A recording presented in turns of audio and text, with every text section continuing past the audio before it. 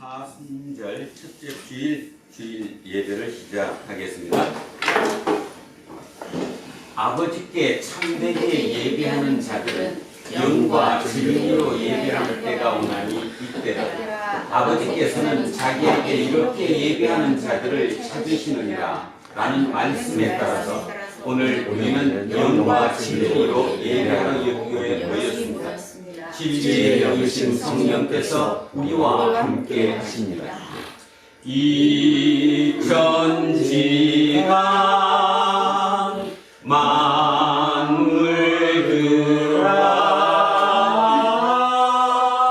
복 주시는 주여와 전능성부 성자 성령 찬송하고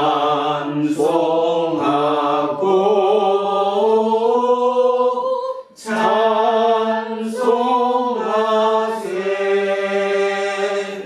아멘.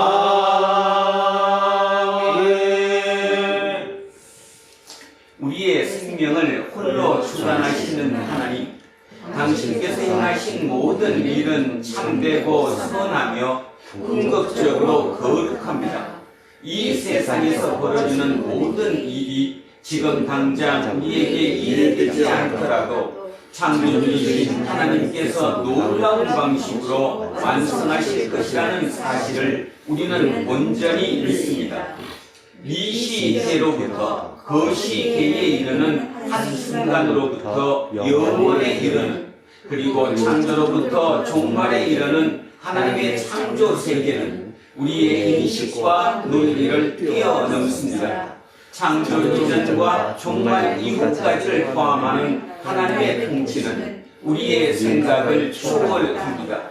지금 우리에게 최선은 하나님은 선하시고 거룩하시다 라고 찬송하는 것입니다. 특히 오늘 사순절 첫째 주일을 맞으면서 하나님의 아들이신 예수 그리스도께서 우리와 똑같이 인간으로서의 고난을 감당하셨다는 사실 앞에서 영광 받으소서라고 기도할 수 있을 뿐입니다. 바로 그 예수께서 우리와 함께 하시기에 그 어떤 고난이 닥쳐도 두려워하지 않겠습니다. 예수 그리스도의 이름으로 기도합니다. 아멘. 긍휼과 자비가 한량 없으신 하나님, 우리를 불쌍히 여겨 주십시오. 우리가 이웃과 하나님 앞에서 얼마나 이기적이고 위선적인지, 그리고 똑같은 잘못을 반복하는 어리석은 사람들인지 모릅니다. 쌓여가는 부끄러움으로 머리를 들 수가 없습니다. 주님, 우리를 불쌍히 여겨 주십시오. 무엇을 먹고 마시며 입을까 염려하지 말고 하나님의 나라와 그 의를 구하면 모든 것을 더해 주신다는 말씀을 들었으면서도 우리는 지나치게 많은 염려에 휩싸여서 살았습니다. 우리를 불쌍히 여겨 주십시오. 예수 그리스도의 이름으로 기도합니다. 아멘. 기도합니다.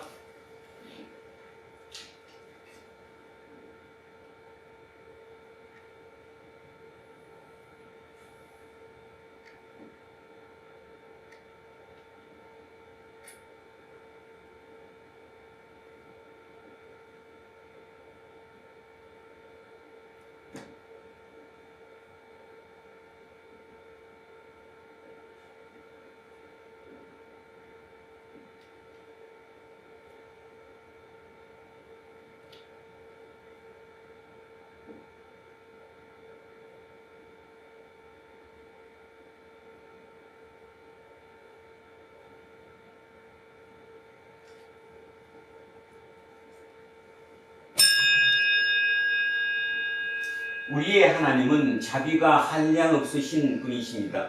그 자비는 우리의 생존의 근거입니다. 이제 예배를 인도하는 목사로서 저는 2000년 교회의 예배 전통에 따라서 예수 그리스도의 이름으로 여러분에게 선포합니다. 지금 여러분이 아는 모든 죄는 용서받았습니다. 기뻐하시고 이웃의 잘못도 기꺼운 마음으로 용서하십시오. 아멘. 자리에 앉아 주십시오. 찬송가 540장 찬송하겠습니다.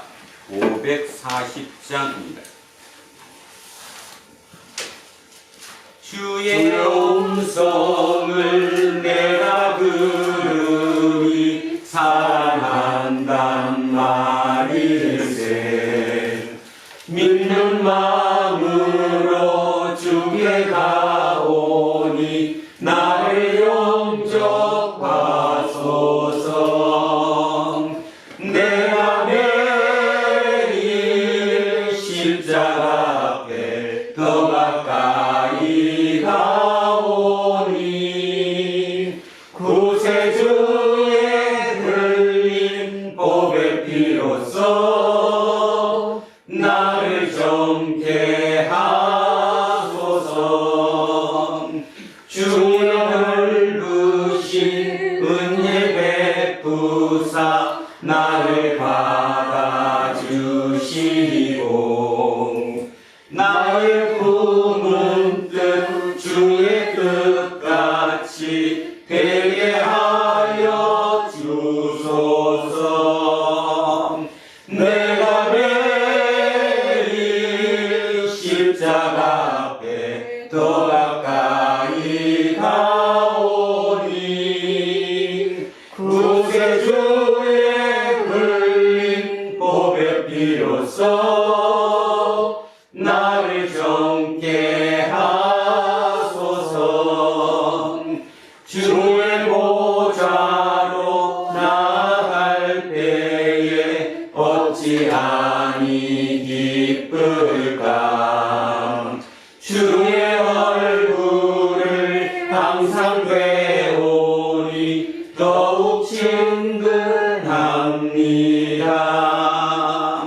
내가 매일 십자가 앞에 더 가까이 가오니 구세주의 흘린 보배 피로써 나를 정케 하소서.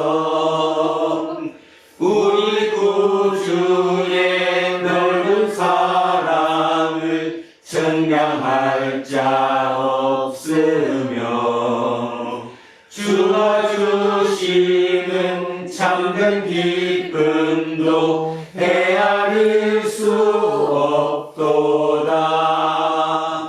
내가 매일 십자가 앞에 더 가까이 가오니 구세주의 흘린 보배 피로써 나를 정케 하소서.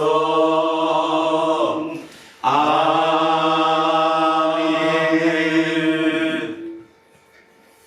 나를 지으신 여호와 하나님, 그리고 십자가의 아픈 사랑으로 나를 찾아오신 하나님 아버지 앞에 마음을 다하고 성품을 다하여 예배하오니 기쁘게 받아 주시옵소서. 나의 구원자 되시는 하나님 아버지, 우리의 생명이 주께 있음을 주님 앞에 고백하며 죄의 수요일을 지나 사순절 첫 주일 예배를 드릴 수 있게 하심을 진심으로 감사를 드립니다.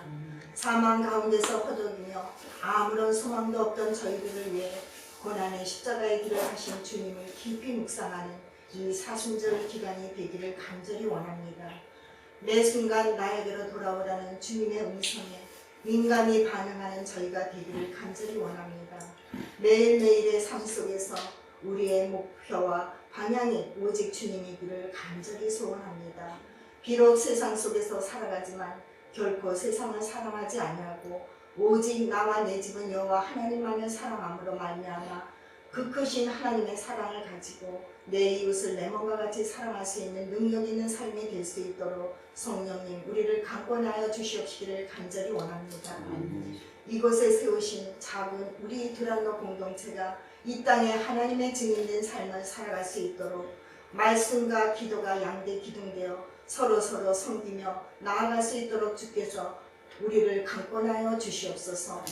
말씀의 뿌리를 견고히 주님 앞에 내리고 세상의 불의와 당당히 싸워 이길 수 있는 굳센 믿음을 우리 모두가 소유할 수 있도록 주님께서 도와주시옵시기를 간절히 원합니다.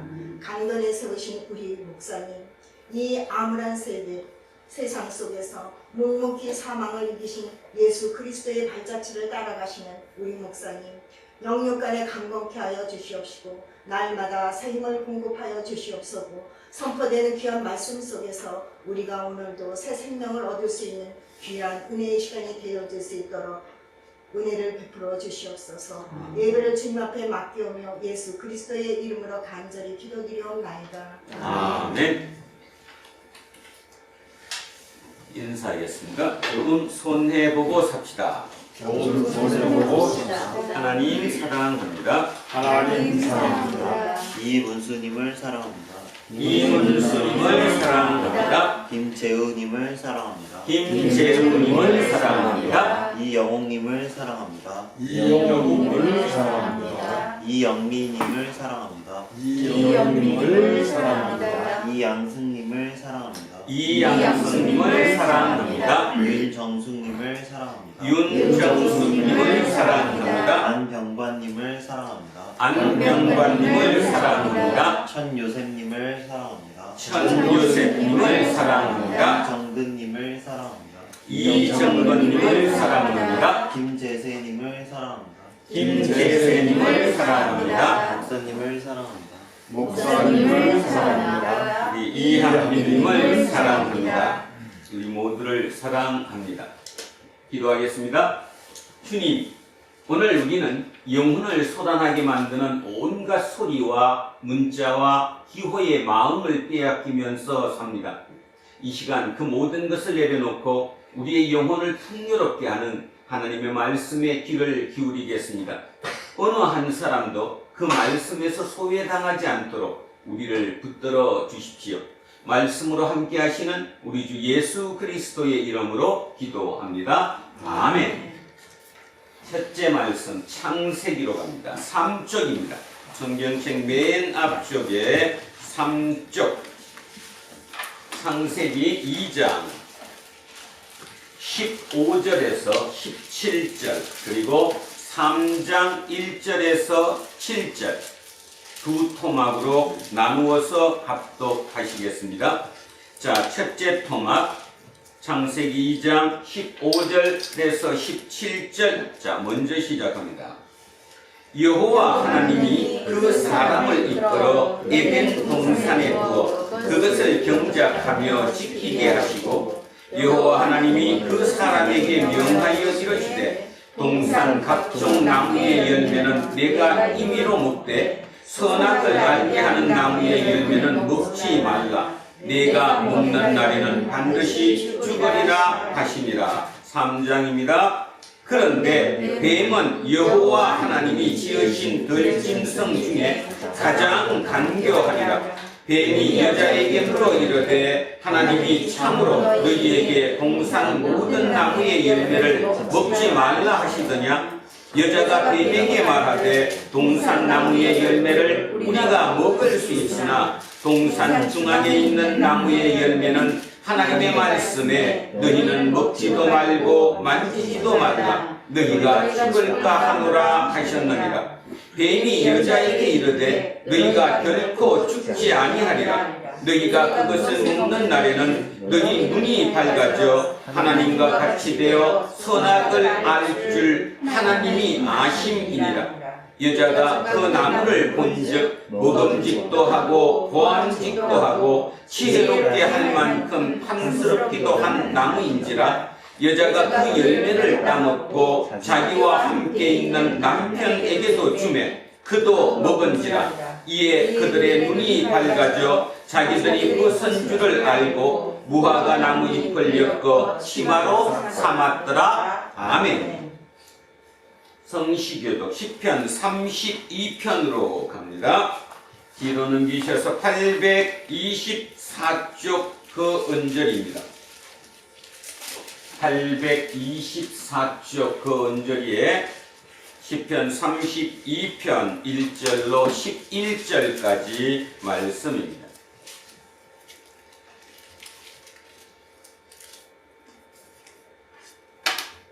시작하겠습니다.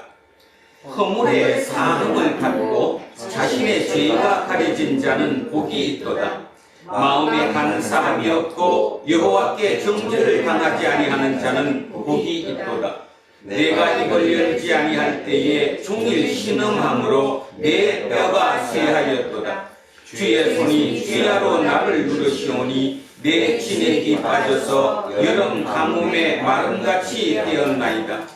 내가 이르기를 내 허물을 여호와께 자복하리라 하고 주께 내 죄를 아뢰고 내 죄악을 숨기지 아니하였더니 곧 주께서 내 죄악을 사하였나이다.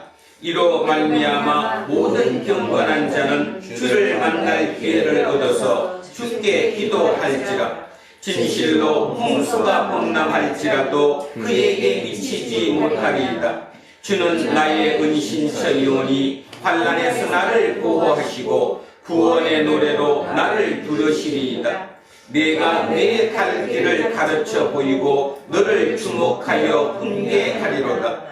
너희는 무지한 말이나 노새같이 되지 말지어다. 그것들은 제갈과 꿀레로 단속하지 아니하면 너희에게 가까이 가지 아니하리로다. 악인에게는 많은 슬픔이 있으나 여호와를 신뢰하는 자에게는 인자하심이 두르리로다. 너희 의인들아 여호와를 기뻐하며 즐거워할지어다. 마음이 정직한 너희들아 다 즐거이 외칠지어다. 아멘.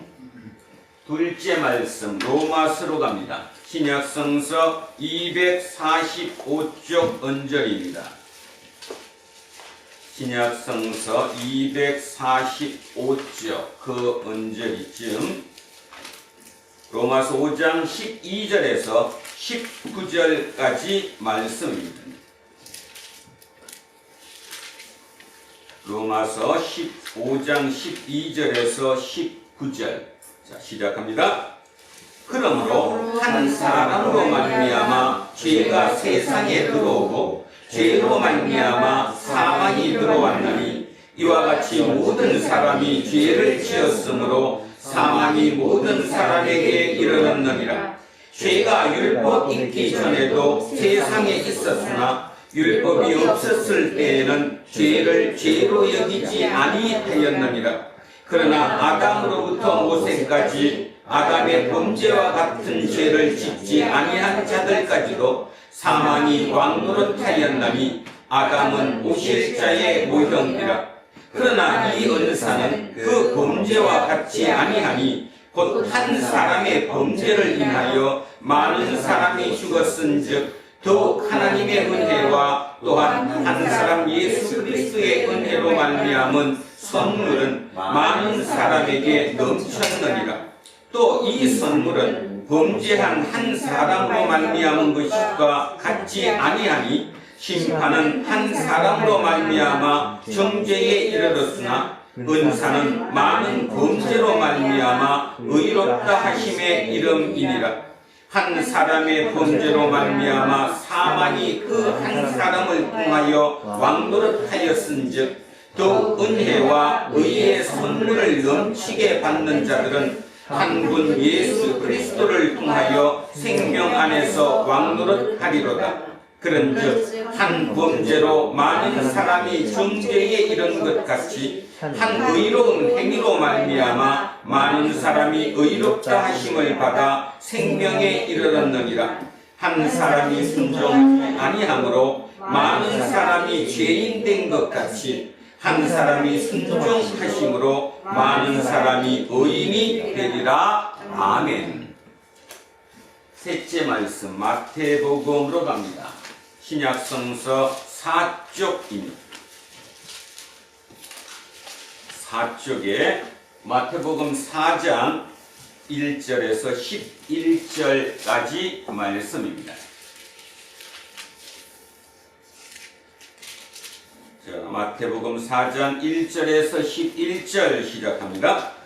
그때에 예수께서 성령에게 이끌리어 마귀에게 시험을 받으러 광야로 가사 40일을 밤낮으로 금식하신 후에 줄이신지라. 시험하는 자가 예수께 나와서 이르되 내가 만일 하나님의 아들이여든 명하여 이 돌들로 떡덩이가 되게 하라. 예수께서 대답하여 이르시되 기록되었으되 사람이 떡으로만 살 것이 아니요 하나님의 입으로부터 나오는 모든 말씀으로 살 것이라 하였느니라 하시니, 이에 마귀가 예수를 거룩한 성으로 데려다가 성전 꼭대기에 세우고 이르되 내가 만일 하나님의 아들이여든 뛰어내리라. 기록되었으되 그가 너를 위하여 그의 사자들을 명하시리니 그들이 손으로 너를 받들어 발이 돌에 부딪히지 않게 하리로다 하였느니라. 예수께서 이르시되 또 기록되었으되 주 너의 하나님을 시험하지 말라 하였느니라 하시니, 마귀가 또 그를 데리고 지극히 높은 산으로 가서 천하 만국과 그 영광을 보여 이르되 만일 내게 엎드려 경배하면 이 모든 것을 내게 주리라. 이에 예수께서 말씀하시되 사탄아 물러가라. 기록되었으되 주 너의 하나님께 경배하고 다만 그를 섬기라 하였느니라. 이에 마귀는 예수를 떠나고 천사들이 나와서 수종드니라. 아멘. 오늘 주신 말씀 이사야 44장 21절에서 28절까지 말씀입니다. 오늘 주신 말씀 이사야 44장 21절에서 28절 1022쪽 그 언저리에 있습니다. 자, 천천히 머릿속에 그림을 그리시며 합독하십니다. 시작합니다. 야곱아, 이스라엘아, 이 일을 기억하라. 너는 내 종이니라. 내가 너를 지었으니 너는 내 종이니라. 이스라엘아, 너는 나에게 잊혀지지 아니하리라. 내가 내 허물을 빽빽한 구름같이 내 죄를 안개같이 없이 하였으니 너는 내게로 돌아오라. 너는 내가 너를 구속하였음이니라. 여호와께서 이 일을 행하셨으니 하늘아 노래할지어다. 땅의 깊은 곳들아 높이 부를지어다. 산들아 숲과 그 가운데의 모든 나무들아 소리내어 노래할지어다. 여호와께서 야곱을 구속하셨으니 이스라엘 중에 자기의 영광을 나타내실 것이미로다. 내 구속자여, 모태에서 너를 지은 나 여호와가 이같이 말하노라. 나는 만물을 지은 여호와라. 홀로 하늘을 폈으며 나와 함께한 자 없이 땅을 펼쳤고 헛된 말을 하는 자들의 징표를 대하며 점치는 자들을 미치게 하며 지혜로운 자들을 물리쳐 그들의 지식을 어리석게 하며 그의 종의 말을 세워주며 그의 사자들의 계획을 성취하게 하며 예루살렘에 대하여는 이르기를 거기에 사람이 살리라 하며 유다 성읍들에 대하여는 중건될 것이라. 내가 그 황폐한 곳들을 복구시키리라 하며 기품에 대하여는 이르기를 마르라. 내가 내 강물들을 마르게 하리라 하며 고레스에 대하여는 이르기를 내 목자라. 그가 나의 모든 기쁨을 성취하리라 하며 예루살렘에 대하여는 이르기를 중건되리라 하며 성전에 대하여는 내 기초가 놓여지리라 하는 자니라. 아멘. 오늘 사순절 첫째 주일입니다. 예수 그리스도께서 이 땅에 오셔서 십자가의 그 길을 감당하셨던 예수님의 고난을 기억하는 주간입니다. 그 기억을 머릿속에 집어넣고 겸손하고 경건한 마음으로 오늘도 하나님의 말씀을 다가가겠습니다. 오늘 설교 제목은 좀 거창합니다. 이 시대를 구원하라. 우리는 이런 좀 거창한 표현을 쓰면 저 나라는 관계없다라고 생각을 하지요. 그거가 무슨 나와 관계 있냐, 내 삶이 중요하지, 이렇게 갑니다. 그런데 따져보면 결국 공동체라는 큰 것이 없으면 개인도 존재할 수 없다라는 사실이지요. 개인의 자유와 개인의 평등과 개인이 참 중요하기는 하지만 그럼에도 불구하고 개인이 합쳐진 그 공동체가 정의를 이루고 평등을 이루어야 그 사회가 모두가 잘 살 수 있는 사회가 될 것입니다. 사순절을 맞이해서 특별히 그렇습니다.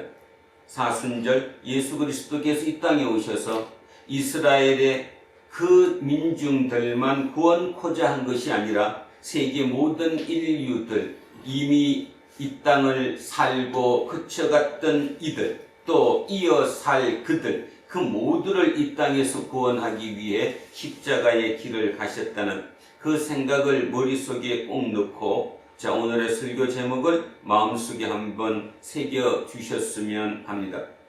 이 시대를 구원하라. 이해를 돕기 위해서 주보 뒤에 제가 아주 짧은 시 한 편을 올려놨습니다. 김초혜 시인의 연작시 어머니입니다. 김초혜 시인의 대표작인데요. 어머니는 연작시로 1에서 52까지 이어집니다. 그 중에 제1번이 오늘 이제 짧게 표현된 이 시입니다. 일단 제가 먼저 한번 읽어 보겠습니다. 어머니 김초혜. 한 몸이었다. 서로 갈려 다른 몸 되었는데 추고 아프게 받고 모자라게 난이일 줄의 알았으리. 쓴 것만 알아 쓴 줄 모르는 어머니. 단 것만 익혀 단 줄 모르는 자식. 처음대로 한 몸으로 돌아가 서로 바꾸어 태어나면 어떠하리. 대단한 시라고 생각이 되는데요. 김초혜 시인은 아주 대단한 시인이며 굉장히 영적으로 감수성이 민감하신 분인 것 같습니다. 이분의 남편 또한 대단하죠. 조정래 작가의 부인입니다. 김초혜 시인이. 앞에 보면 한 몸이었다. 그렇죠? 부모와 자식과는 원래 한 몸이었습니다. 그 내태에서 분리된 거죠. 그래서 이렇게 고백합니다. 한 몸이었다. 서로 갈려 다른 몸 되었는데 내 몸에서 갈라져서 새로운 몸이 갈라졌는데 추고 아프게 엄마가 아들을 줬어요. 아들의 몸을. 근데 역설이죠. 추고 기뻐해야 되는데 추고 아픕니다. 받고 모자라게 받은 자식이 모자라로 감사할 줄 모른다는 거죠. 역설적입니다. 원래 주는 사람은 기쁨으로 줘야 되고 받는 사람은 감사함으로 받아야 하는데 참말로 역설이죠. 부모와 자식과는 역설입니다. 부모는 끊임없이 자식한테 줬음에도 불구하고 자식은 받지 않았다고 생각하고 더 달라고 얘기하죠. 관계가 참 특이합니다. 그죠? 자, 어떤 사람들은 부모가 채권자 같고 자식이 채무자가 되어야 맞는데 따진내면 비유하자면 역입니다. 부모가 끝없이 채무자이고 자식은 끝없이 채권자입니다. 깊이 생각해 보셔야 합니다. 왜 그럴까요? 왜 부모가 끝없이 채무자가 될까요? 끝없이 줘야 돼, 그죠? 그리고 항상 빚진 자라고 생각하는 거죠. 여긴데 실은 빚진 자는 자식이 빚을 진 건데 자식이 갚아야 하는데 역설이라는 것입니다. 이게 뭔 이유일까? 거꾸로도 생각하면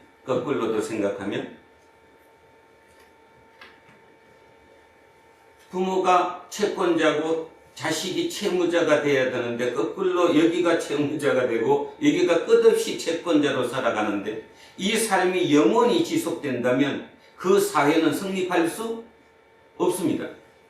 없죠, 그죠? 근데 그럼 우리가 어떻게 살아왔느냐 하면 참 신기한 방법으로 우리는 그것을 돌파합니다. 자식이 됐습니다. 끝없이 자기는 부모한테 채권자라고 생각을 하고 평생을 살아왔는데 나 또한 어느 순간 뭐가 돼요? 부모가 돼요. 내가 부모가 되니까 거꾸로 이제는 내 자식에게 내가 뭐가 되고 채무자가 되고 그 자식은 또 나에게 채권자가 되는. 그러니까 결론적으로 얘기해서 이병선이라고 하는 나 하나의 인격체가, 이 개체가 끝없이 내 부모에게는 내가 채권자로 끝없이 달라고 하는 그런 삶을 살다가 그 부모에게 되돌려주는 게 아니라는 거예요. 이게 사실 중요한 생각을 하십니다.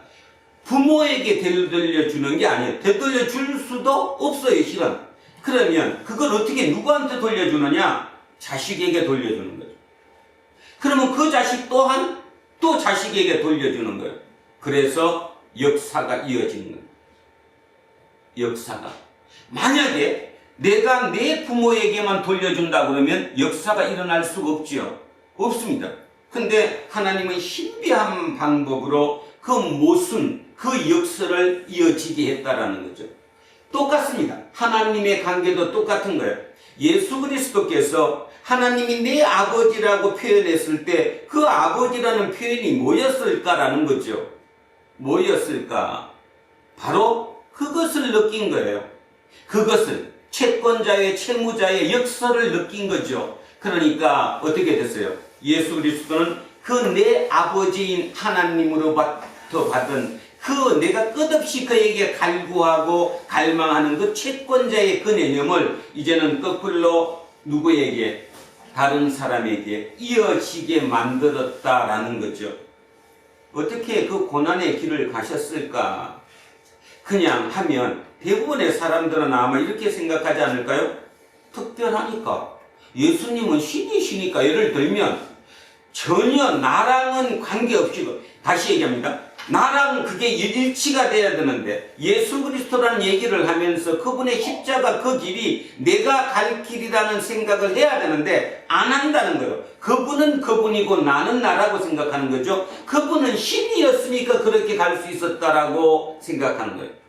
그래서 이 모순이, 역설이 그냥 모순으로 끝나버리고 마는 거예요. 그런데 예수 그리스도는 이어준 거죠. 하나님으로부터 받은 그 채권 채무에 대해서 내가 내 이어지는 누군가 많은 사람들에게 가게 만든 거예요. 그렇게 되면 그 채권 채무는 뭐가 없어요? 빌려온 것은 저기서 빌렸는데 갚는 것은 밑으로 갚는 거죠. 따지면 그런 식으로 연결되는 거예요. 그러니까 그 사랑은 바라는 사랑이 아니지요. 주면서 바라는 게 아니잖아요. 그래서 그게 아가페 사랑이에요. 그게 하나님 사랑이에요. 예수 그리스도의 사랑이에요. 결국 그걸 깊이 한번 생각해 보면, 어떻게 그럴 수가 있지, 인간이? 근데요, 인간이 그럴 수 있다는 것입니다. 인간이 그럴 수 있다는 거예요. 자꾸 예수를 신적인 존재로만 놓고 신이니까 당연히 그랬지. 하나님의 아들이니까 당연히 그럴 수 있지. 나는 사람의 아들이니까 절대로 그럴 수 없어. 그런데도 예수는 믿는데요. 뭐를 믿는데? 뭔가 우리는 많은 모순 덩어리가 있다는 겁니다. 자, 그것을 저는 이 시에서 한번 생각해 봤습니다. 한 번 더 하겠습니다. 주고 아프게, 받고 모자라게, 난이일 줄의 알았으리. 쓴 것만 알아 쓴 줄 모르는 어머니, 끝없이 자식에게 베풀어주고 고통으로 그를 지켜준 그 쓴 줄만 알아. 그래서 쓴 것을, 그 맛을 느끼지 못해요. 만약에 날마다 그 쓴맛을 느꼈다면 아마 오늘 같이 못 살걸? 못 살죠. 당장 없애고 싶지.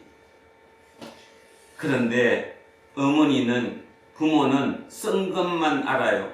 그래서 쓴 것을 쓴 줄로 몰라요. 근데 자식은 어떻습니까? 자식은 단 것만 익혀서 단 줄 모르는 자식.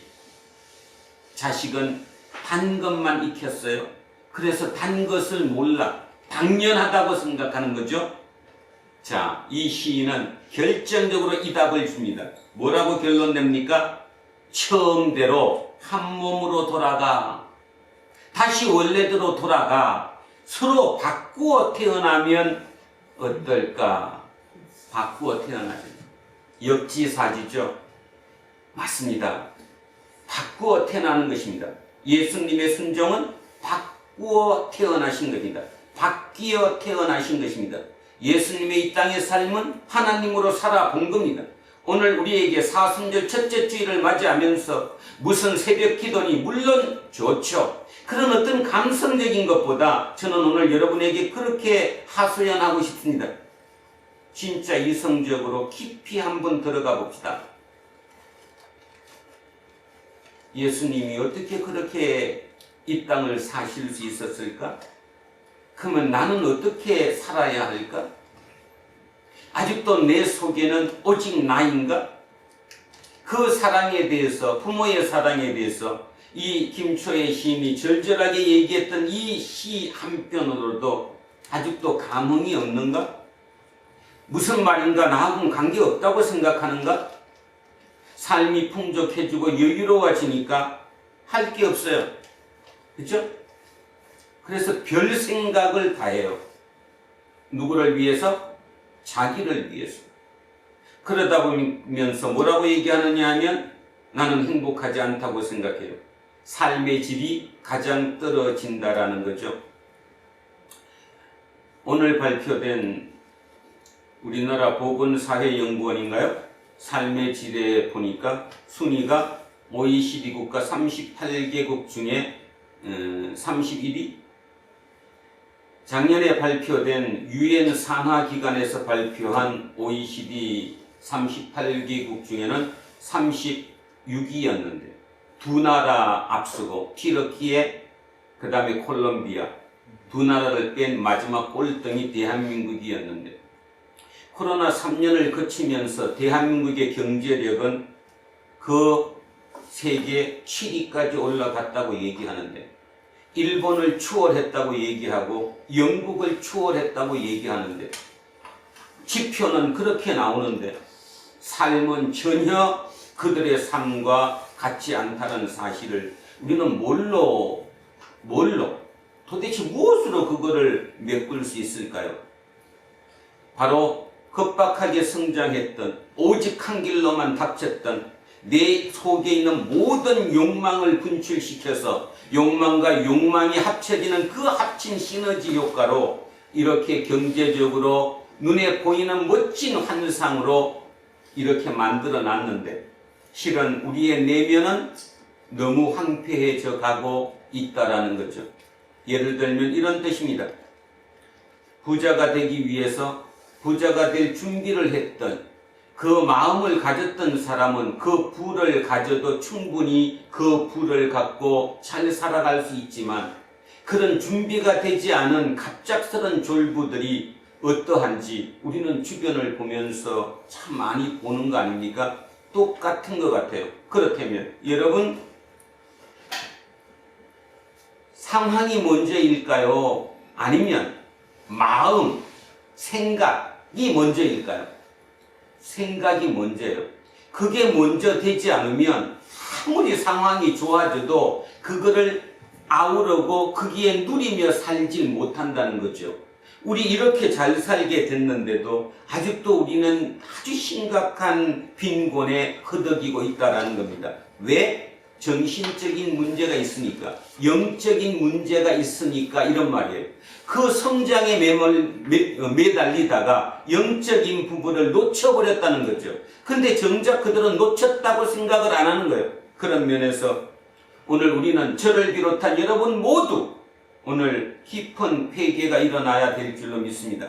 왜냐하면 그런 영적인 지침이 되고 영적인 디딤돌이 되고 영적으로 충만하게 하는 그 영적인 힘을 공급하는 교회에서조차도 영적인 힘의 공급보다는 물질적인 그저 세상적인 그것에 모든 초점을 맞추고 살았음을 우리는 다시 한번 되돌아봐야 합니다. 예수가 십자가의 고난을 당하기 위해서 그 길을 가셨다는 걸 막연한 얘기가 아니라 실제 내가 그 길로 한 발쯤은 디뎌볼 생각을 가져야 한다는 거예요. 그런데 오직 내 머릿속에는 그 생각이 없어졌어요. 잃어버렸다라는 거죠. 오늘 그것을 우리는 찾아봐야 하지 않을까. 일단 오늘 본문을 한번 먼저 들어가 보겠습니다. 본문의 내용이 이렇습니다. 지금 이 상태가 어떤 상태인가 하면 유다인들이, 그러니까 남유다라고 얘기하는 유다인들이 바벨로니아에 점령당해서 이 중에 귀족들이나 인텔리층, 위에 상류층들과 그 다음에 장인들, 어떤 물건을 만들 수 있는, 쉽게 말해서 일을 할 수 있는 능력되는 능력자들을 다 어디로 잡혀갔어요? 어디로? 바벨론으로 잡아갔어요. 그 바벨론으로 잡아가서 지금 40년, 50년 이제 돼갑니다. 그들에게 이런 얘기를 하는 거예요. 야곱아, 이스라엘아. 같은 거죠? 야곱아, 이스라엘아. 이 일을 기억하라. 너는 내 종이다. 내가 너를 지었으니 너는 내 종이니라. 이스라엘아, 너는 나에게 잊혀지지 아니하리라. 이 뭔 말이냐면 이 앞에서 우리 지나오면서 뭐라고 얘기했습니까? 야곱이, 다른 말로 이스라엘이 하나님이 나를 잊어버렸나 봐. 하나님이 나를 잃어버렸기 때문에 잊어버려서 지금 이 모양이 된 것이지, 어떻게 하나님이 그럴 수 있어? 어떻게 우리를 버릴 수 있어? 그렇게 했던 그들에게 하나님이 이렇게 얘기하는 거예요. 너는 나에게 잊혀지지 아니하리라. 이렇게 표현하니까 바로 안 들어져. 직설적으로 표현하면 이 말이야. 너 한 번도 잊은 적이 없어. 나는 너를 한 번도 잊은 적이 없어. 오늘 부모가 누구에게, 자식에게 똑같은 거예요. 나는 너를 절대로 잊을 수 없어. 내가 너를 야단칠 때는 너 집 나가 뭐 이런 별 얘기를 다 하지만 어느 순간도 부모가 자식을 잃어버릴 수는 없어. 잊어버릴 수는 없어. 잊어버릴 수 없다는 거예요. 왜냐하면 내가 너를 만들었기 때문에. 자, 김초의 시인의 얘기처럼 원래는 하나였는데 둘로 나눠졌으니까 나한테서 떨어져간 너를 내가 어떻게 잊겠냐는 거예요. 절대로 잊지 않았다라고 얘기를 하는 겁니다. 오늘 우리에게도 회복되어야 될 가장 큰 게 이겁니다. 이한빈, 하나님께서 이한빈을 잊지 않으신 거예요. 하나님께서 김재서를 잊지 않으신 거예요. 절대로 안 잊은 거예요. 천요세비를 잊지 않았다니까요. 그러면 이렇게 대답하겠죠. 그러면 왜 내가 이 모양이야? 뭐가 이 모양인데? 그러면 하나님이 안 잊어먹었으면 그냥 서울대 가 있어야 돼? 하나님이 안 믿었으면 연봉 1억짜리 직장에 취업돼 있어야 돼? 그것이 하나님이 너를 잊지 않은 거야? 혹시 여러분 그렇게 생각하십니까? 하나님이 나를 안 잊었으면 40평 아파트에 행복하게 고통도 없이 따뜻한 곳, 그곳에 있어야 돼? 그래서 날마다 머릿속에는 하나님 감사합니다. 입으로는 절로 나오지만 어떻게 하루를 재미있게 놀지?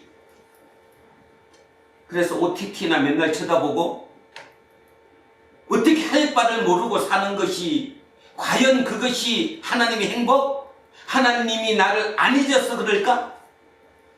진짜 그럴까요? 우리 권사님 그 애들 보느라고 얼마나 고통스러워.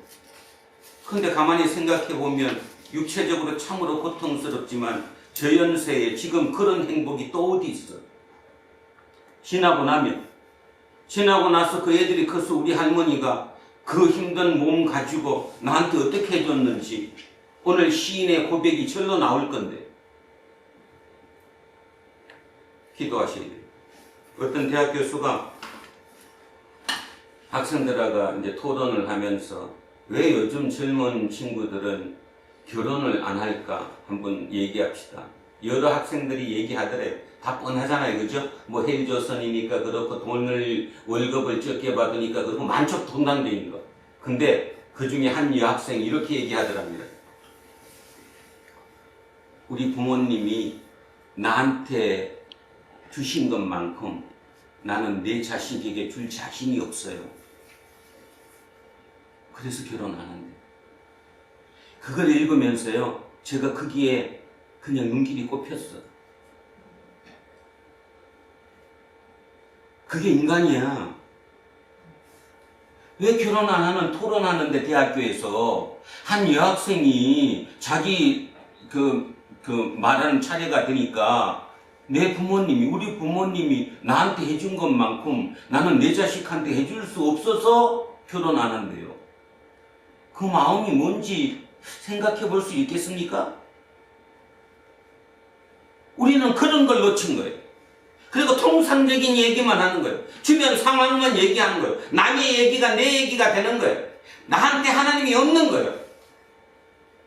어찌 보면 그 여학생에게 하나님이 계신 거예요. 그러면서 투쟁이 있겠죠. 어느 순간 가면 새로운 깨달음이 올 거고, 그래서 진짜 내가 왜 자식을 놓고 왜 결혼해서 자식을 놓고 살아가는 삶에 대한 게 더 깊이 각인되게 되겠지요. 지금 우리는 그런 거를 잃어버렸다는 것입니다. 이 얘기가 같은 얘기라는 거예요. 너 나 절대로 안 잊어서 내가 바벨론 포로로 보낸 것조차도 내가 너를 버려서 그 길 보낸 게 아니라는 거잖아요. 다시 내가 너를 사람답게 만들기 위해서 나에게 돌아오게 하기 위해서 그것이 영원한 삶이니까 그래서 내가 그런 트레이닝 코스를 거쳤다는 거잖아요. 트레이닝 코스를. 자, 22절 갑니다. 내가 너의 허물을 빽빽한 구름같이 너의 죄를 안개같이 없이 하였으나 뭐 말이냐면 너의 허물이 구름같이 많았고 너의 죄가 안개 낀 것처럼 작겠다는 거예요. 그런데 이거를 어떻게 했다고요? 어떻게 했어요? 도말했어요. 도말이 뭔데? 지난번 한번 했는데 도말. 색칠을 해갖고 없앤 것처럼 싹 없앴다는 거예요. 그러니까 뭔 말이냐면 네가 잘못이 없어서 나한테 돌아오라 또 내가 너를 한다는 게 아니라는 거예요. 부모의 마음이야. 어머니의 마음이라니까요. 원래 너와 나는 하나였으니까 하나에서 갈라진 너에게 나는 끝없이 채권자가 아니라 채무자 입장으로 주고 싶은 거예요. 그래서 준다는 거예요. 지금 내가 너의 허물을 빽빽한 구름같이 너의 죄를 안개같이 없이 하였으니 너는 내게로 돌아오라. 내가 너를 구속하였습니다. 구속하였습니다. 너를 구원하였습니다. 자, 구원했어요. 그러면 여기까지 두 줄을 거쳐서 두 절에 거쳐서 여러분 어떤 생각이 듭니까? 하나님께로 돌아간다는 게 내가 내 스스로 죄를 없애서 착한 사람이 되어가지고 그래갖고 하나님 돌아갈 거야. 영원히 못 돌아갑니다. 영원히. 그럼 무슨 뜻이에요? 내 지금까지 죄는 다시 얘기하면 오늘 이 순간 이전까지의 모든 죄는 하나님께서 도말하시는 거예요. 그래서 여러분 마음속에 우리는 예배 시간마다 매일 그거를 하잖아요. 도말하시는 거예요. 깨끗이 죄를 사해 주시는 거예요. 하나님 입장에서 내 죄를 잊어버리신 거예요. 그 말은 지금부터는 내가 새롭게 시작할 수 있는 거예요. 언제든지 새롭게 시작할 수 있는 거예요.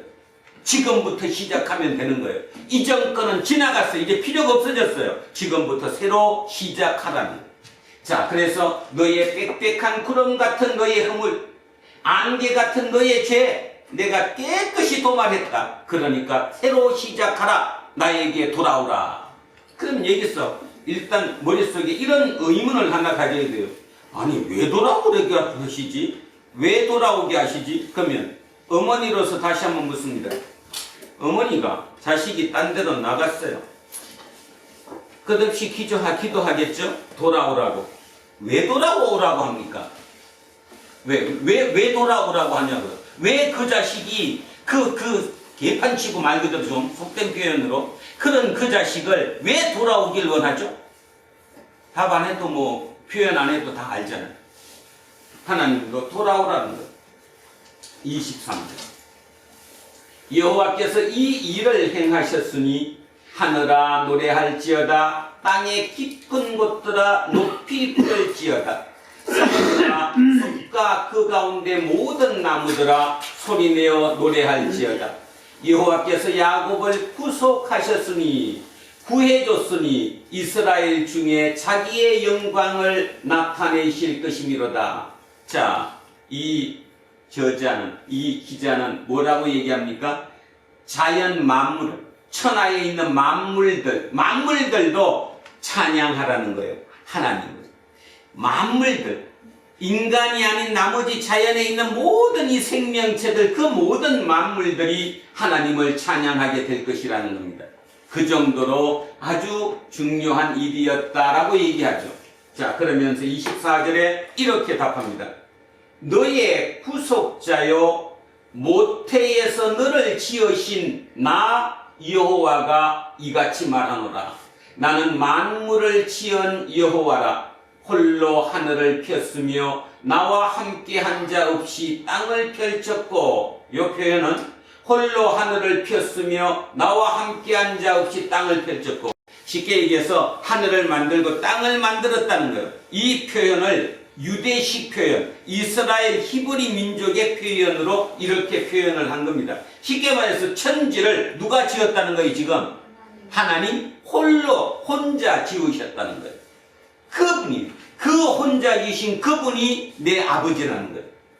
25절에 헛된 말을 하는 자들의 징표를 폐하며 점치는 자들을 미치게 하며 지혜로운 자들을 물리쳐 그들의 지식을 어리석게 하며.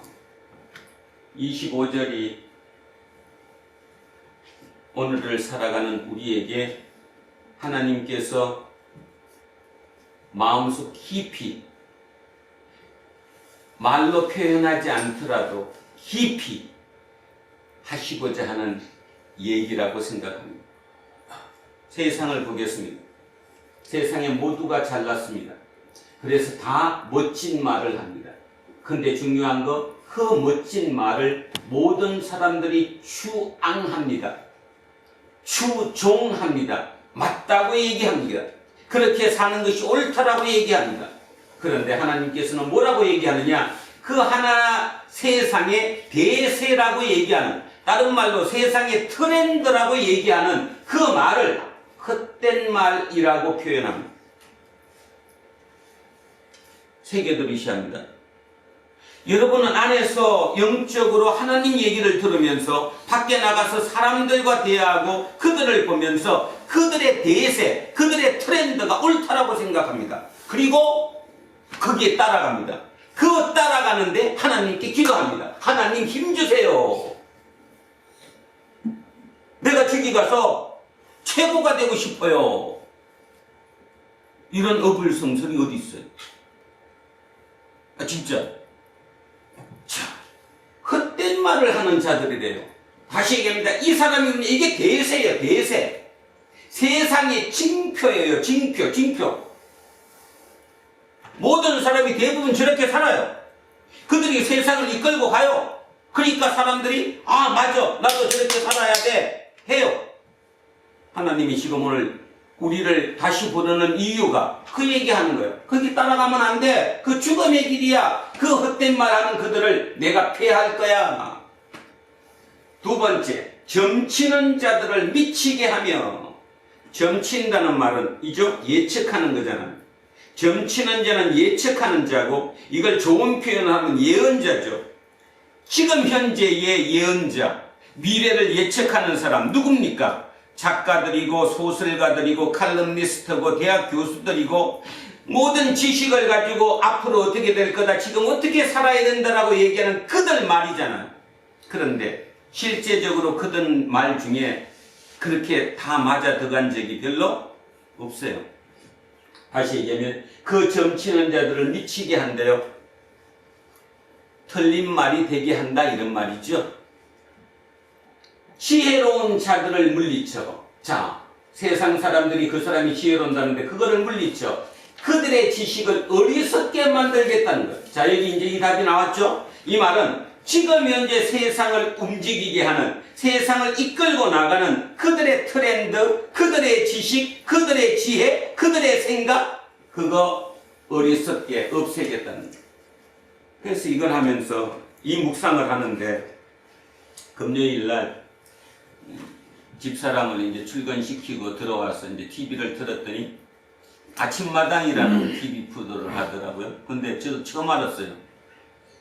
그 우리 고향이니까 KBS 경북 대구에서 이제 아침마당을 하는데 서울에서 하는 아침마당이 아니더라고요. 거기 자체적으로 금요일에는 거기서 하더만. 근데 그 TV에서 작사가 아주 유명한 2,500곡 이상을 작사했다는 작사가가 나왔습니다.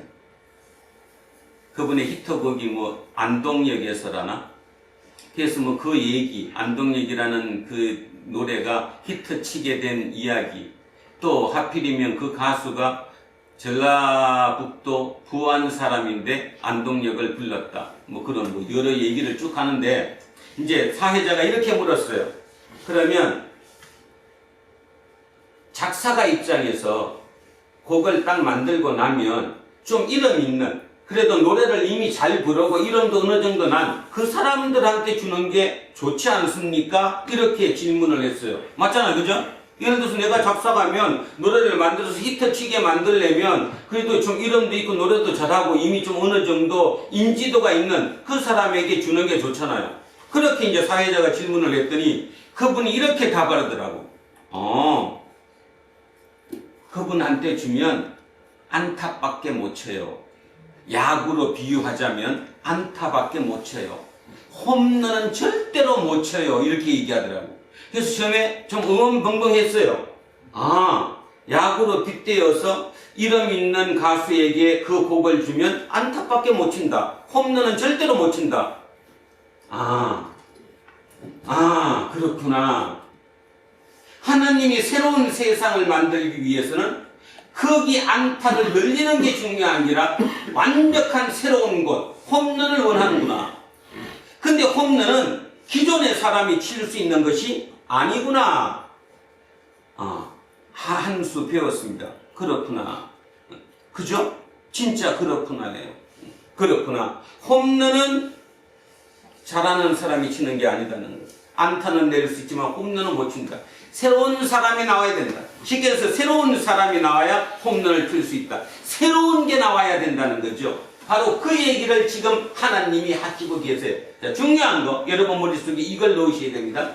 지금 이 얘기를 듣고 있는 청자가 누구입니까? 바벨론 포로로 있는 사람들이죠. 그들 입장에서는 이 말이 지금 들려요, 안 들려요? 안 들려요. 말도 안 되는 소리를 하고 있는 거예요, 지금. 그죠? 그거를 기억하셔야 돼요. 근데 하나님은 끝없이 얘기하는 거예요. 끝없이. 자, 그러면서 26절에 이렇게 얘기합니다. 그의 종의 말을 세워주며 그의 사자들의 계획을 성취하게 하며. 자, 나왔잖아요. 새로운 종의 말이 누굽니까? 옳은 사람, 자기의 선지자로서 옳은 사람, 옳은 말하는 그들을 세워주고 그의 사자들의 계획을 성취하게 하며. 쉽게 말해서 뭐 친다는 거예요? 안타 친다는 거예요? 홈런 친다는 거예요? 홈런 친다는 거잖아요. 홈런 친다는 거예요. 기존하고 틀린 걸로. 자, 그래서 그의 종의 말을 세워주며 그의 사자들의 계획을 성취하게 하며. 아주 쉬운 얘기로 하면 지금 우리는 이사야를 하고 있습니다. 실제로 가만히 깊이 한번 생각해 보십시오. 이사야의 글이 2500년을 넘쳐서 지금 우리 앞에 와 있습니다. 그러면 그때 이사야의 글만 있었을까요? 그랬을까요? 수많은 얘기가 있었겠죠. 그리고 그때 그들 귀에 좋게 들렸던 얘기는 이사야 얘기가 아니었을 거예요. 근데 그거는 기록에 남지 않았어요. 결국 이사야가 여기까지 살아남은 것은 이사야의 말이 그 시대가 이사야를 이해하지 못했기 때문이에요. 이해하지 못했기 때문에 이게 이렇게 남아있는 거거든요. 근데 우리는 어떻습니까? 우리는 지금 이해하지 못하는, 그래서 새로운 얘기를 그나마 끊임없이 해야 됩니까? 아니면 그런 이상적인 얘기 하지마, 현실적인 얘기해 하면서 그거는 눌러버리고 그저 세상의 트렌드, 세상에 돌아가는 그거, 거기에 모든 포커스를 맞춰야 합니까? 이렇게 질문해도 우문인가요? 생각해 보셔야 합니다. 어느 걸까요? 도대체 뭘 얘기를 하고 있는 걸까요? 자, 그래서 하나님은 이사야를 통해서 이렇게 얘기합니다. 그의 종의 말을 세워주며, 뭔 말이에요? 내가 너 결국 세워줘. 그의 사자들의 계획을 성취하게 하며, 네가 머릿속으로 계약한 그거, 남들은 너보고 우습다고 그러지, 말이 안 된다고 얘기하지, 내가 너를 성취시켜 줄 거야, 너를 세워줄 거야 얘기하잖아요. 자, 예루살렘에 대하여는 이르기를 거기에 사람이 살리라 하며, 지금 예루살렘은 폐망했어요. 사람이 살기 어려운 곳이에요. 아주 피폐하고 황폐한 곳. 그곳에 다시 사람이 살게 하며, 이 말은 돌아간다는 거예요? 못 돌아간다는 거예요? 돌아간다. 근데 잡니다. 지금 입장에서, 이거를 듣고 있는 입장에서는 아무리 봐도 돌아갈 길이 있어요, 없어요? 없어요. 불가능해요. 말이 안 되는 얘기를 하는 거예요. 못 돌아가지. 지금 포로로 잡혀왔는데 돌아가려면 방법이 하나예요. 일단 제일 먼저 누가 망해야 돼요? 바벨론이 망해야 돼요. 두 번째, 바벨론이 망한다고 해서 다음에서 바벨론을 지배하는 그 종족이 우리를 풀어줘야 되는 것이지, 안 풀어주면 그것도 말짱 도루묵이에요. 그러니까 어떤 경우든 세상적인 기준으로 봐서는 절대로 돌아갈 수 없는 곳이에요. 그런데 이사야는 이렇게 고백을 하는 거예요. 예루살렘에 대해서는 이르기를 거기에 사람이 살리라. 거기에 사람 산대요. 내가 돌아갈 수 있다는 거예요. 유다의 성읍들에 대해서는 중건될 것이라. 유다의 성읍들, 예루살렘 밑에 여러 성읍들, 그 성읍들은 다시 재건되리라. 결국 우리가 거기를 돌아가서 살 수 있다고 얘기하는 거예요. 말이 안 되는 얘기를 지금 하고 있다는 것입니다. 내가 그 황폐한 곳들을 복구시키시리라 하며, 기품에 대하여는, 기품입니다. 깊어요. 어딜까요? 그럼 기품이 그 어디예요? 바닷속이지, 바닷속. 그 깊은 바다에 대하여는 이르기를 마르라. 내가 너의 강물들을 마르게 하리라. 이게 뭔 말일까? 지도 한번 잠깐 보겠습니다. 아니지. 자, 여기 한번 잠깐 보십시오. 잘 안 보이는데 그냥 제 불빛을 따라서 한 번만 보시기 바랍니다. 여기가 요점이 바벨론입니다. 여기가 바벨론. 지금 여기 이스라엘 민족이 약 한 25만 명 가까이가 포로로 여기 잡혀와 있습니다. 요 옆에 바벨론을 끼고 이렇게 올라가는 요 강이 바로 그 유명한, 여러분 세계사에 배웠던 유프라테스 강입니다. 요쪽 옆에 강, 이렇게 올라가는 이 옆에 강, 이게 티그리스 강입니다. 세계 인류 역사가 여기서 출발됐다고 얘기하는 거죠. 자, 이쪽이 유프라테스 강, 이쪽이 티그리스 강. 자, 제가 왜 또 지도를 보여주냐 하면, 여기가 지금 바벨론이라고 나와 있는데, 바벨론이 어느 강에 가깝습니까? 어느 강이랑 붙어 있는데, 지금 서울은 한강하고 붙어 있어요. 지금 어디랑 붙어 있어요? 유프라테스 강하고 붙어 있어요. 그러면 이 강이 깊어요. 그러면 이걸 건너야 여길 가요. 예루살렘으로. 자, 이집트에서 탈출할 때는 여기 뭐를 건너야 되죠? 홍해를 건너야 돼. 그리고 여기 요단강을 건너야 돼.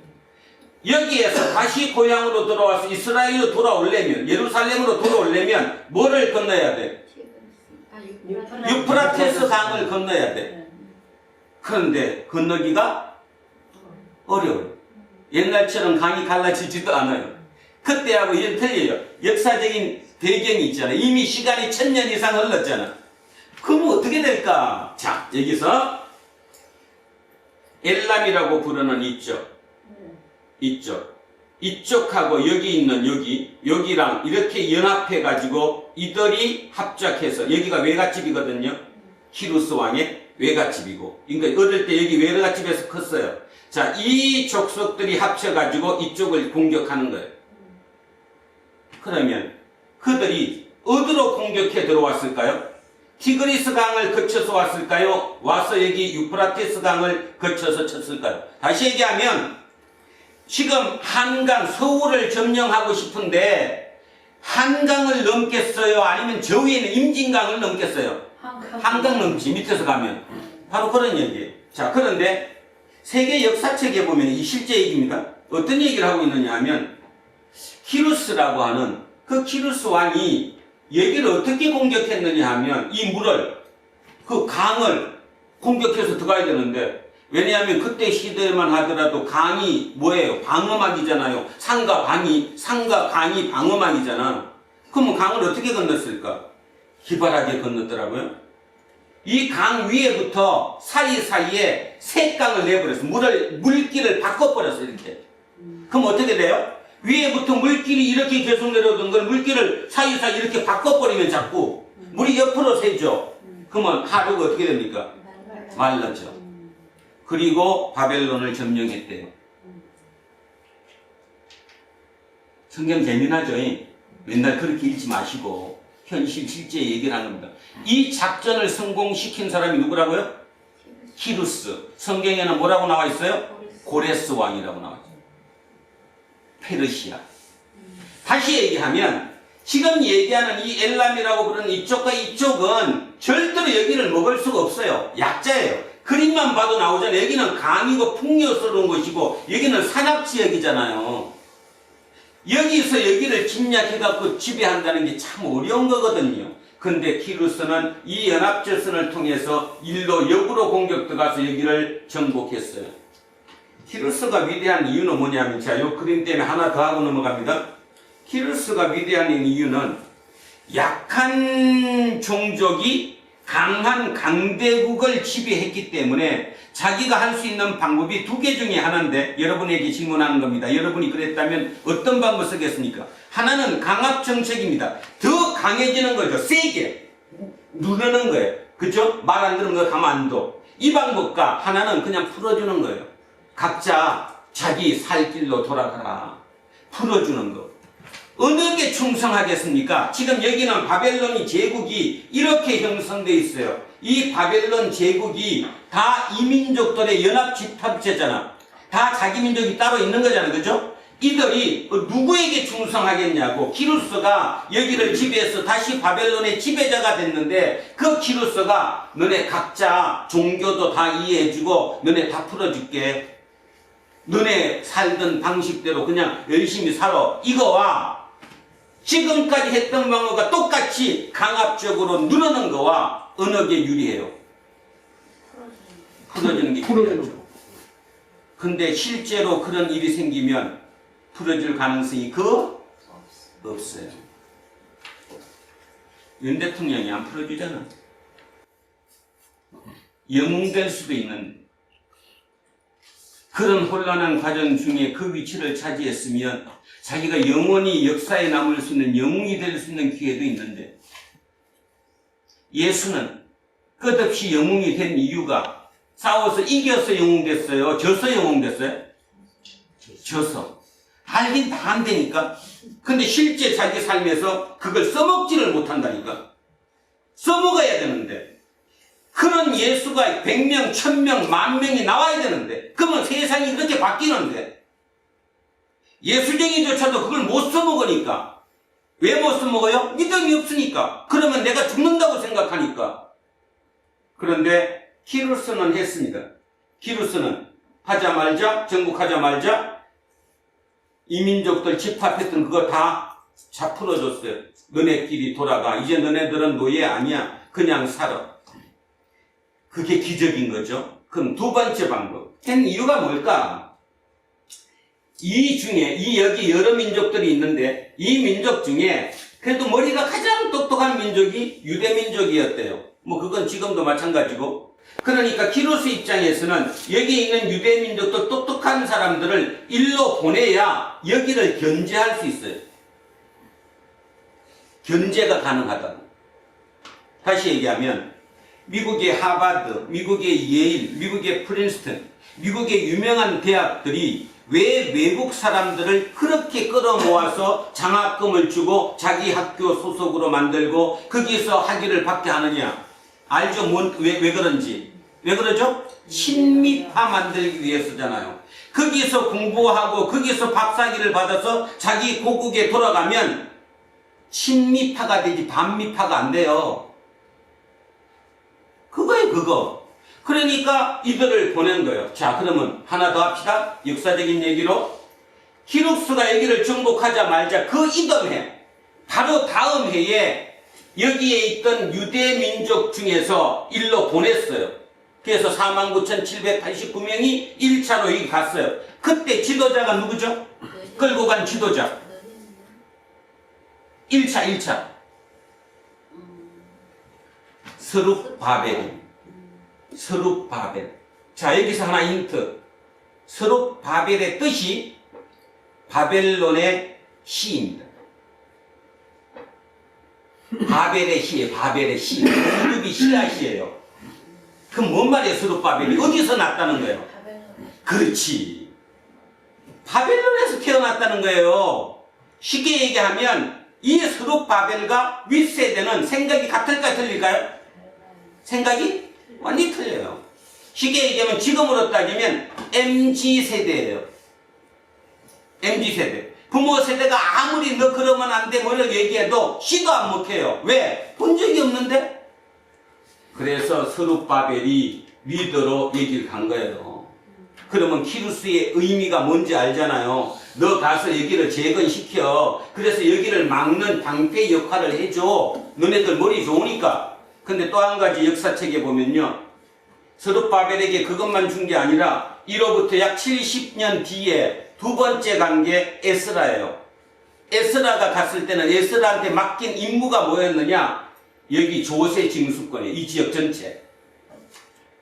뭔 뜻인지 아시겠습니까? 네. 이 지역 전체, 시리아부터 여기 이 지역 전체에 조세 징수권을 에스라에게 줬다니까요.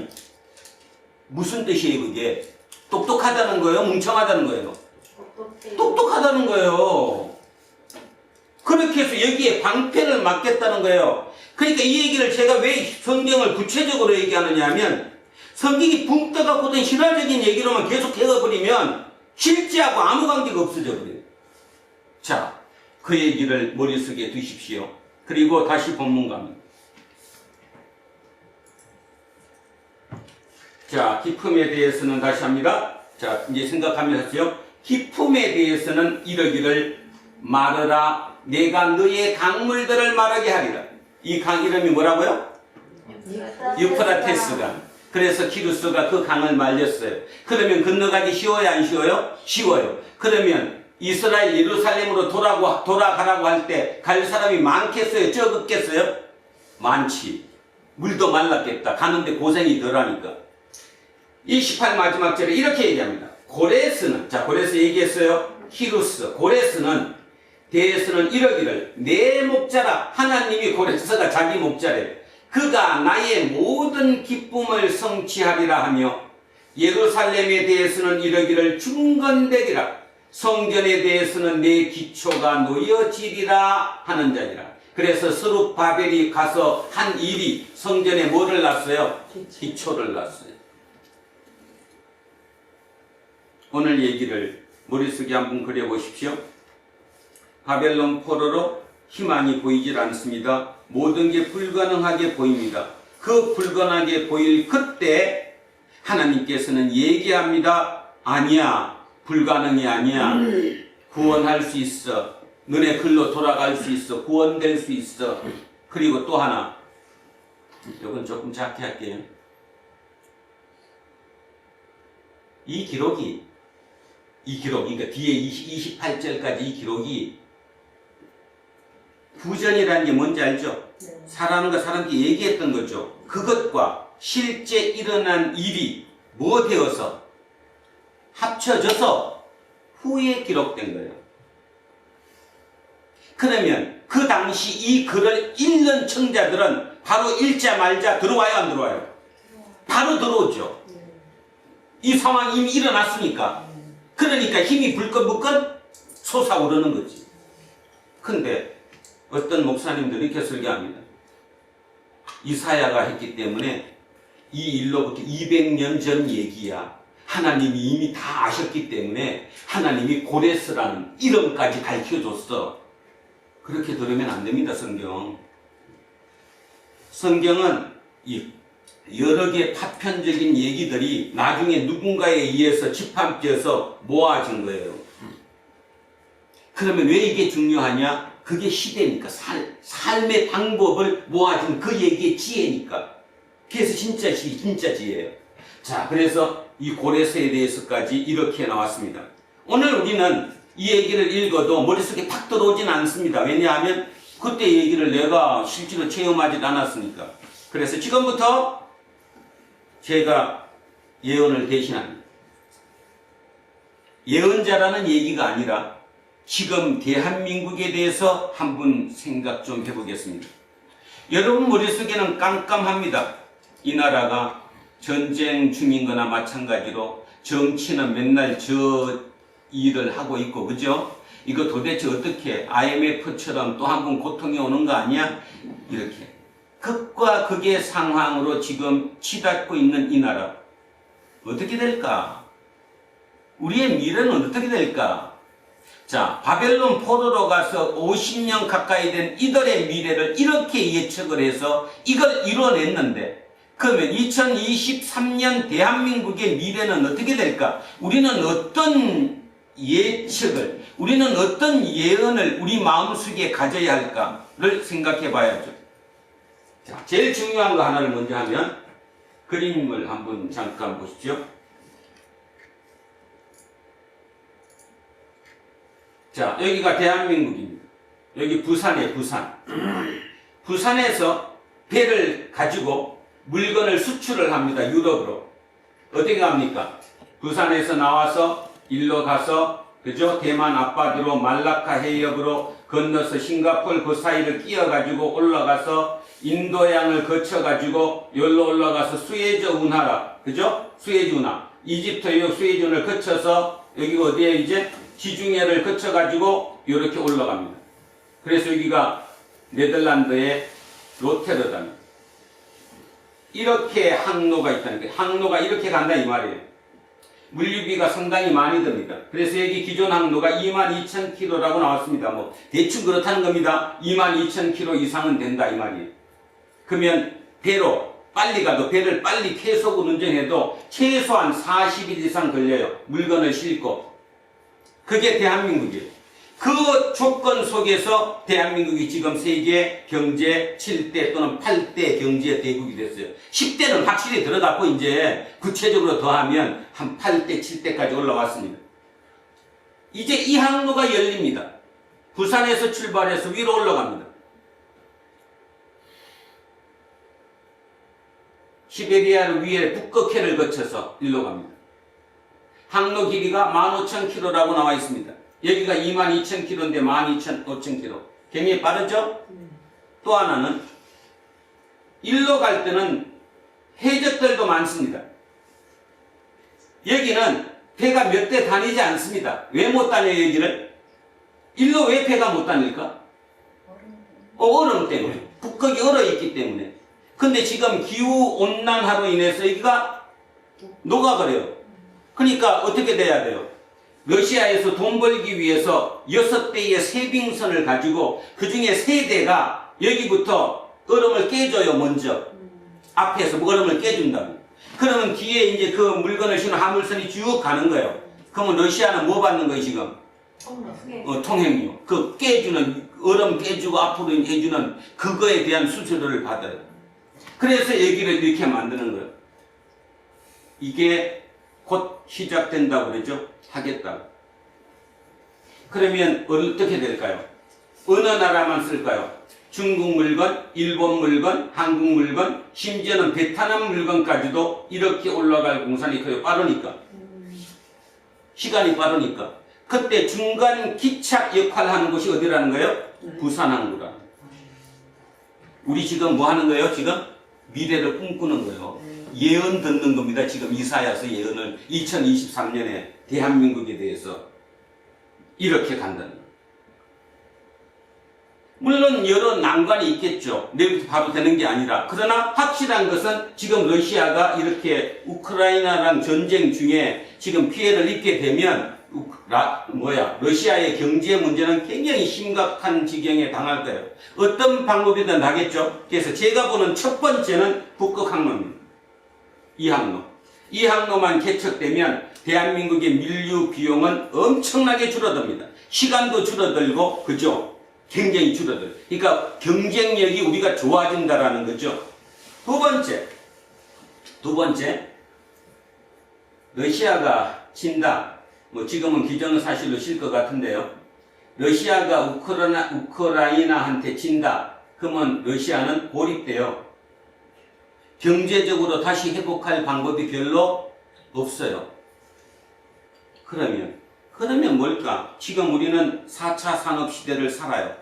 몇 년 전에만 해도 이 얘기하면 했는데 이제 진짜 챗 GPT까지 나오는 걸 보면서는 모두가 이거 진짜 새로운 세상이 오는구나 알아요. 그러면 러시아의 경제가 살리기 위해서는 챗 GPT처럼 어떤 그런 4차 산업에 앞서 있는 그것을 응용해야 돼요. 그런데 여러분 아십니까? 4차 산업혁명에 챗 GPT든 뭐든 ICT든 여기에 가장 중요한 기초 학문이 김재웅 뭐지? 수학이에요. 수학의 강대국이 러시아예요. 여기들이 기초 이론은 강한데 실제적인 기술 테크닉이 약해요. 기술이 어디가 강해요?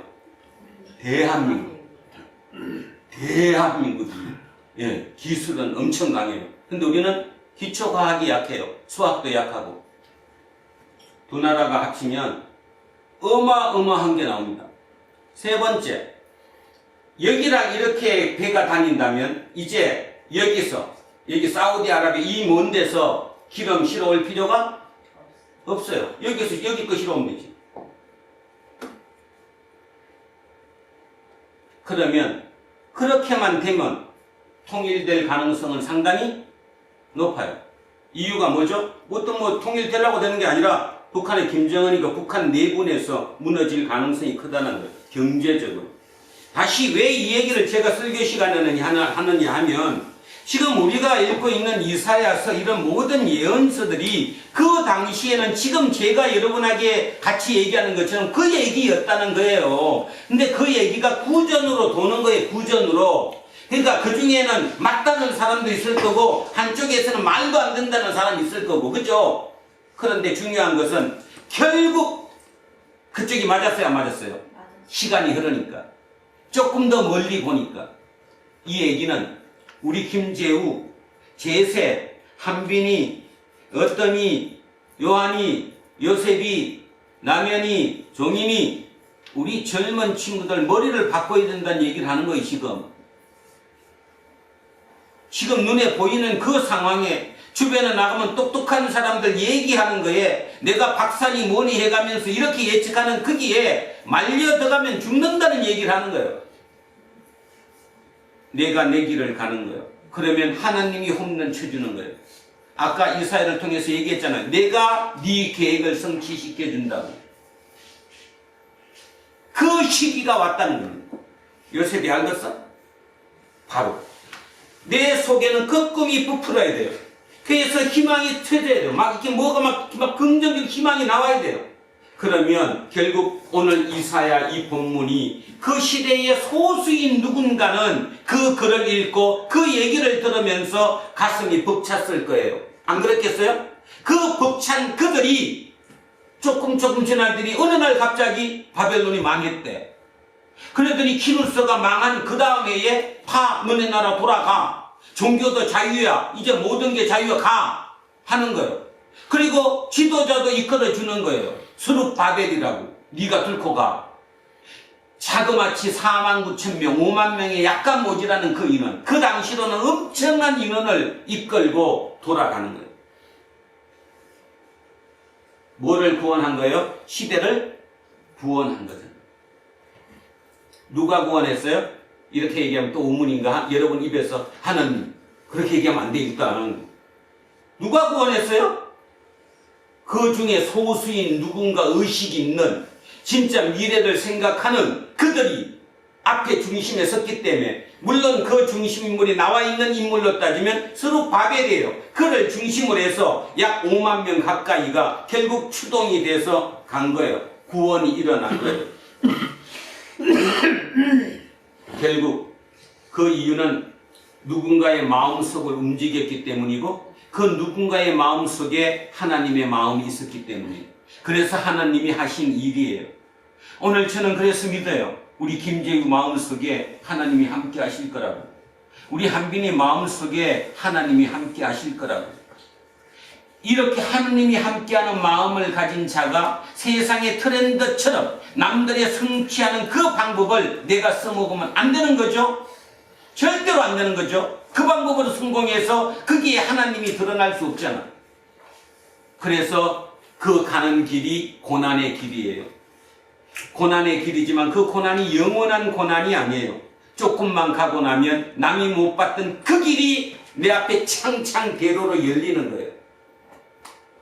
여러분이 중심이 되고, 여러분이 기업의 과장이 되고 부장이 되고 회사를 이끌어가고 사회를 이끌어가는 나이가 될 때쯤 되면 대한민국은 지금과는 전혀 딴판의 나라가 될 거예요. 북극 항로가 열릴 것이고 4차 산업에 맞춰서 굉장히 발전할 가능성도 있을 것이고, 그에 따라 생각지도 못했던 남북한의 통일도 일어날 가능성이 있는 것이고, 모든 그 가능성 속에 나를 넣어야 돼요.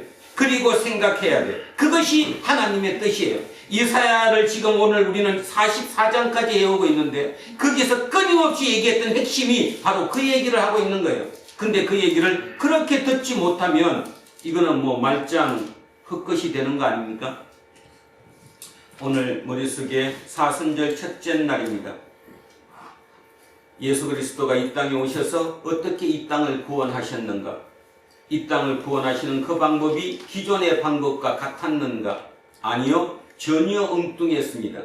전혀 엉뚱할 정도가 아니라 전부 다 말이 안 된다고 죽여버렸습니다. 십자가에 달아서 죽였어요.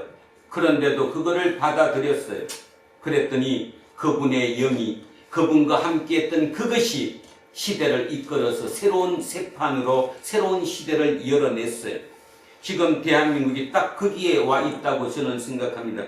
요즘 뉴스만 보면, 신문만 보면 모든 데서 기존의 승자들의 치부가 드러나죠. 어제도 또 국가수사본부장 몇 시간 만에 다시 낙마했다고 나오죠. 자식 학폭 때문에. 안 걸릴 사람 있겠습니까? 이병선이도 걸리는데? 모두가 다 예외인 사람은 단 한 명도 저는 없다고 생각합니다. 여기에 걸면 여기로, 저기에 걸면 저기로 우리는 걸릴 수밖에 없어요. 그래서 오늘 하나님이 우리에게 얘기하는 거예요. 도말해줄게. 다시 시작하자. 근데 그 다시 시작이 너 개인만 생각하지 마. 조금 더 넓게 봐. 이 시대를 구해보겠다는 생각 한번 가져봐. 그 얘기예요. 그래서 오늘 설교 제목을 이 시대를 구원하라라고 좀 거창하게 잡았습니다. 실은 거창하지만 어쩌면 그것이 가장 좁은 현비의 비전인지도 모릅니다. 우리 특히 젊은 친구들, 또 우리 어른들도 마찬가지, 아직도 남아있는 그 시간 속에 새로운 눈으로 미래를 바라볼 수 있게 되기를. 대한민국이 지금까지 여기에 왔던 이 정도에서 멈춰서는 안 되잖아요. 여기서 이제 다시 꼬꾸라져서는 안 되잖아요. 말이 안 되잖아요. 그러면 내가 할 수 있느냐? 우린 이미 늙어가는 몸 아니에요? 지는 해잖아요. 떠오르는 해가 그거를 다시 잡아야 되지 않겠습니까? 그들에게 무엇을 가르치겠습니까? 내가 떠오를 때 그 방법을 가르치겠습니까? 새로운 세상이 와야 되는데 저들에게 힘도 주고 격려해주고 저들의 마음속에 예수 그리스도가 움직이게 해줘야 됩니다. 저는 그것이 답이라고 생각합니다. 저들이 예수 그리스도가 저들 속에서 움직일 때 저들이 만드는 그 빅데이터가 AI를 새로운 AI로 바꿀 것입니다. 그러면 두려워하지 않는 AI, 진짜 새롭게 우리를 이끌어갈 수 있는 AI, 모두가 함께 정의와 평등 속에 살 수 있는 AI, 그게 만들어집니다. 다시 얘기입니다. 그거는 소스입니다. 데이터가 있어야 됩니다. 그 데이터가 내 삶의 모습입니다. 내 삶의 모습이 지금 어른들이 하는 그 방법 그대로, 그 데이터가 축적된 그대로 AI가 행할 때 어떤 세상이 올까? 여러분 한번 생각해 보십시오. 우리 젊은 친구들이 새로운 생각으로, 진짜 예수를 품은 그 생각으로 새롭게 나갔을 때 그 AI는 진짜 건전하고 옳고 바른, 진짜 하나님의 일을 대신 도와줄 수 있는 그 역할을 감당해낼 줄로 저는 확신합니다. 여러분 마음속에 아무쪼록 성령님을 모시는 예수 그리스도의 영이 내 속에 들어와서 나와 함께 하신다는 그것을 실제적으로 체험하고 실제적으로 훈련하는 우리 모두가 되었으면 참으로 좋겠습니다. 마무리를 하겠습니다. 2500년 전에 예루살렘이 멸망하고 바벨론 포로로 잡혀갔습니다. 약 25만 명의 엘리트들이 있지요. 그들이 바벨론에서 40년, 50년 틀을 잡고 2세를 낳았습니다. 이제 정착해 가야 합니다. 그럼에도 불구하고 노예로 산다는 것, 노예니까 뭐 아주 비굴한 것 같지만 이렇게 주인이 아니라 다른 나라에서 그렇게 산다는 게 그렇게 쉬운 얘기는 아닙니다. 그럴 때 하나님의 말씀이 들렸습니다. 돌아가야 된다. 근데 아무리 봐도 돌아갈 길은 없습니다. 불가능해 보입니다.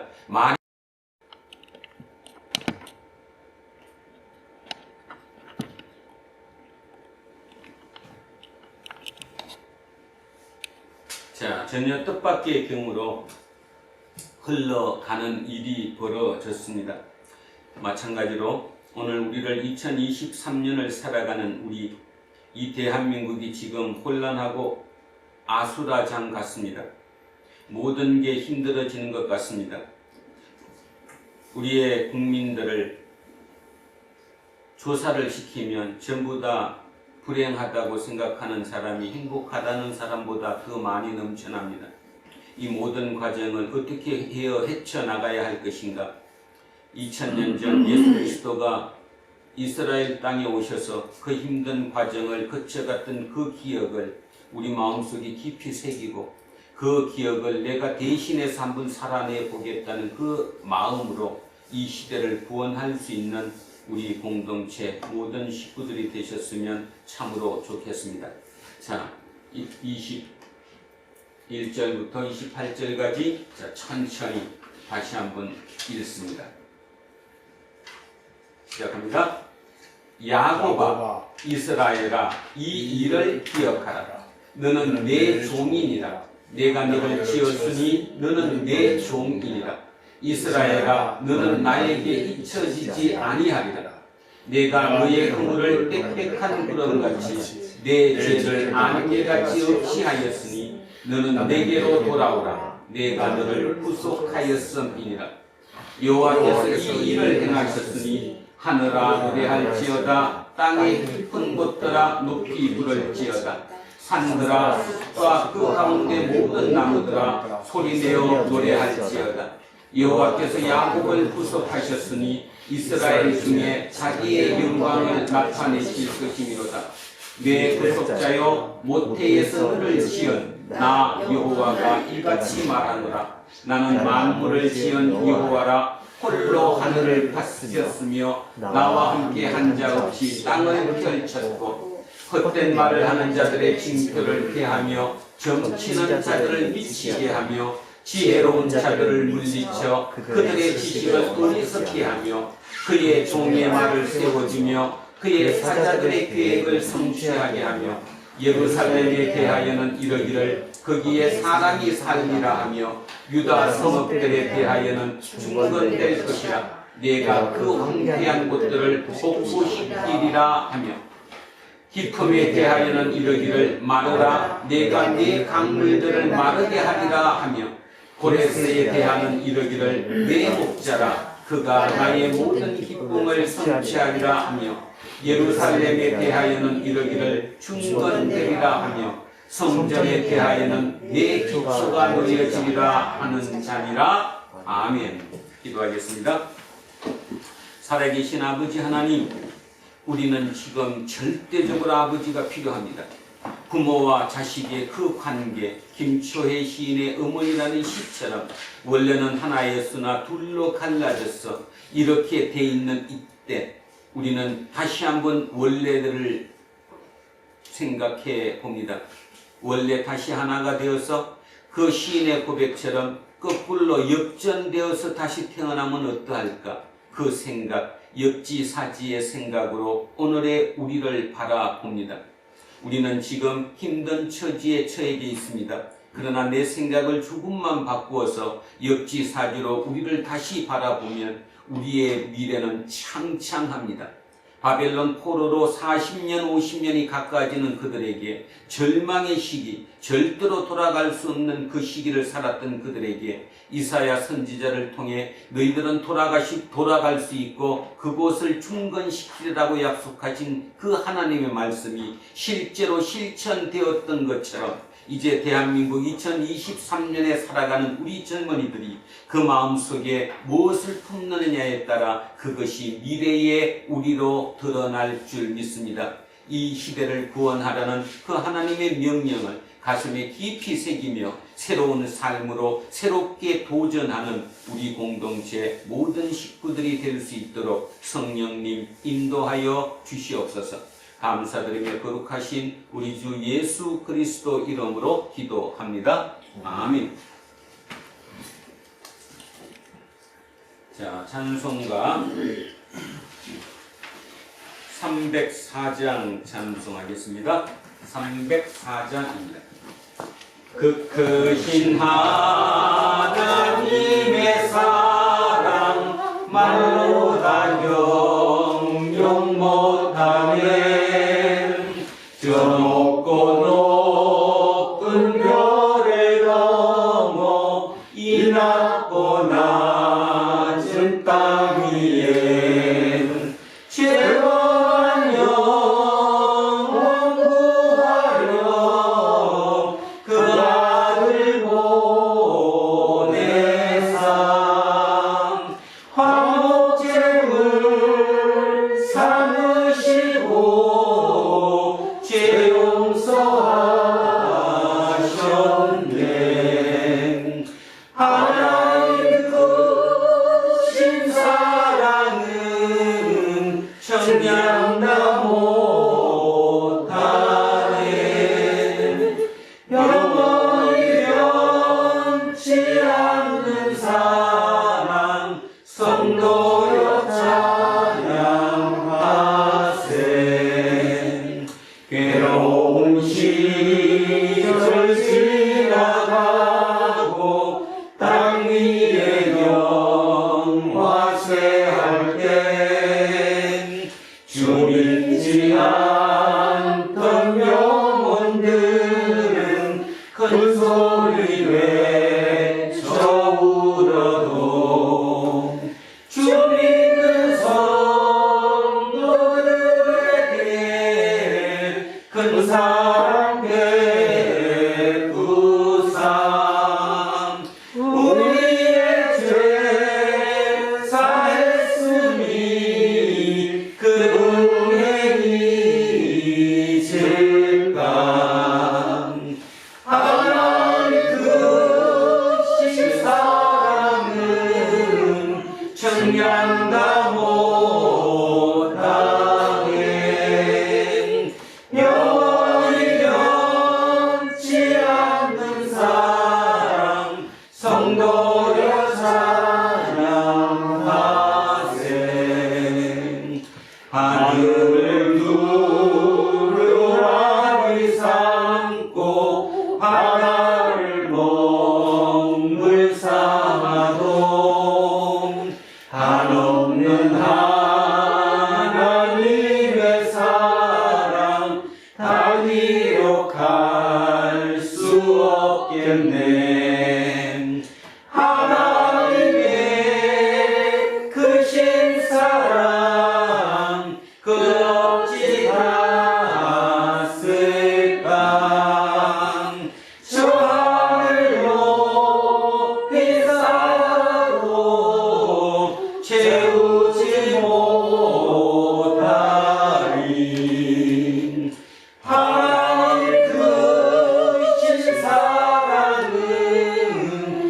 그냥 다 못하네.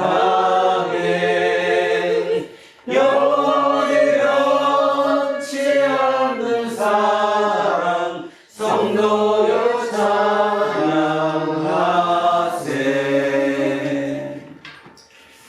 자리에서 일어서십시오. 사도신경으로 신앙 고백 드리겠습니다.